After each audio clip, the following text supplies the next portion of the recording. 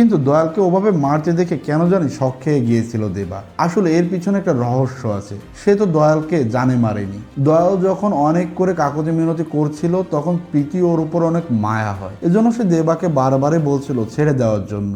এক পর্যায়ে দেবাও মন গলে যায়, তখন দয়ালকে নিয়ে যায় একটা ট্রেনে বসিয়ে দেয় আর ওখান থেকে দৌড়ে কোথাও পালিয়ে যেতে বলে। দয়াল ওদের দুজনের মধ্যে কাউকে একজনকে ওর সাথে থেকে যেতে বলে, হয়তোবা সামনের কোনো স্টেশনে সাইমনের লোকেরা থাকবে, আর যদি ওই অবস্থা ওকে দেখে ফেলে অবশ্যই ওকে মেরে ফেলবে। তখন প্রীতি ওর সাথে থেকে যাবে বলে জানায়। ওদের দুজনকে ট্রেনে তুলে দিয়ে তারপর পার্টিতে চলে এসেছিল দেবা। এজন্যই দয়ালের সেই ভিডিওটা দেখেই হতবাক হয়ে গেছিল সে, কারণ যাকে দেবা এতদিন ধরে খুঁজছিল তাকে সে নিজেই বাঁচিয়ে দিল। ঠিক তখনই দেবার ফোনে কল চলে আসে দয়ালের। দেখা যায় প্রীতিকে আটকে রেখেছে সে। আমার ধারণা যদি সঠিক হয় তাহলে তুই এতক্ষণে সত্যটা জেনে গিয়েছিস, তবে কোনো লাভ নেই, কারণ প্রীতি আমার কবজায়। ওই জায়গাতে আমার এখনো অনেক কাজ আছে, কিন্তু আমি তো মৃত্যু, তো আমার কাজগুলো আমার হয়ে তোকেই করতে হবে। আর যদি তুই আমার কাজগুলো করতে না চাস তাহলে প্রীতিকে আমি সেইভাবেই মারবো যেভাবে ওর বাবাকে মেরেছি।